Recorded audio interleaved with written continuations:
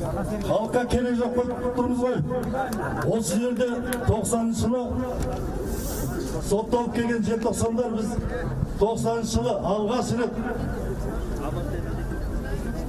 ақпан айында митинг ұйымдастырып өткізіп едік осы жерде. Халық сыймай кетіп еді осы жерге. Міне, одан бері 30 жыл болды міне. Оянған түріміз мынау.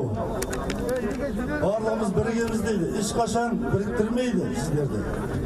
Міне, қарашаңыз күні сентябрьдің мына Покровка деген жерге облыстан азаматтар жиналып, мені шақырып, аға қалай бас біріктіреміз? Не істейміз, неден бастаймыз, жолын айтыңыз деді. Жарайды деді, келдім мен ол жерге. Айттық, сонымен қазақ елі деген бірлестік құратын болдық. Келістік, енді міне 2 айдан кейін тағы да бір бірлестік құрылып жатыр.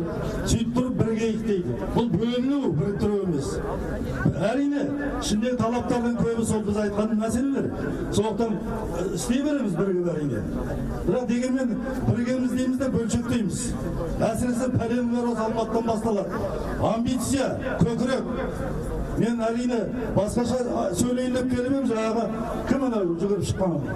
Жарылғап дей ме? Соның айтқаны жаңағы ел бірлігіне жиналыңдар деп. Олар кімдер соның басында тұрған? Сәрсенбаев, тағы басқа. Кеше Назарбаевқа өтірік оппозиция болған 22 жыл бір адамдар ғой. Тағы да тормыс береді сендерге, тоқтатады. Ұйымды құрып қояды. Осы деп, деп. 20 жыл ұстап тұрды ғой алдап. Әне күресеміз, міне күресеміз деп. Сондықтан байқаңыздар, сақ болыңыздар. Тағы да көңілдеріңіз қалып, шаршап жүрмеңіздер бекер. Қазақ елі бірлестігіне кіріңіздер, ұйымдар кіріп жатыр барлығы. Тәуелсіздік алғаннан кейін, шын тәуелсіз болсақ біз, қазақ мемлекетінің құлаған туын көтеру керек еді Назарбаев. Ол оның орнына күн дейме, күн бағыс дейме, патшалық бірлігін көтерді. Сөйтіп бүкіл халық күн бағарға айналып кетті. Енді мына қазақ елі бірлестігіне мынандай жоспар бар. Қазақта 1000 проблема бар. Саясиді, жаңағы тұтқындар тағы жер мәселесі адам мұны. Оны жеке талап қойғанымызбен, міне 4-інде Тоқаевқа жаңағы сайлау заңын ауыстыру туралы талап қойылды. Орындамаған жағдайда не істейміз?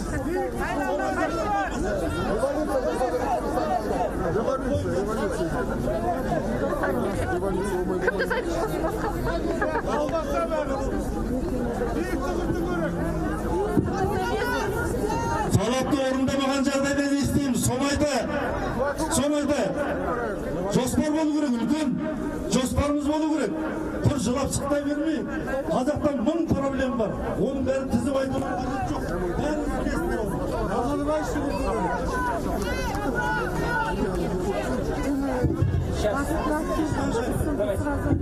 Қазақта 1000 проблема бар. Бәрін жеке айтуға болмайды. Сондықтан сайлау дұрыс өтпейтінін білесіздер ғой.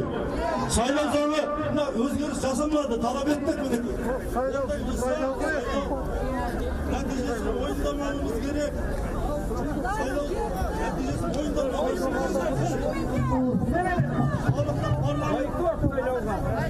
Халықтық парламент құруымыз керек өзіміз. Үкіметті жоқ деп есептеуіміз керек. Жоқ.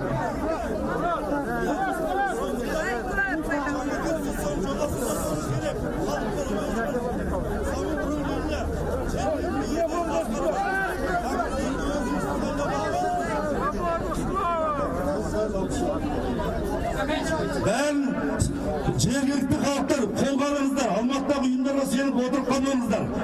Қазір баламатымен сайлауға кірісу керек. Ана интервьюмда айттым, оғындар әкім кім болады? Басқалар кім болады? Президент, премьер, қай министр?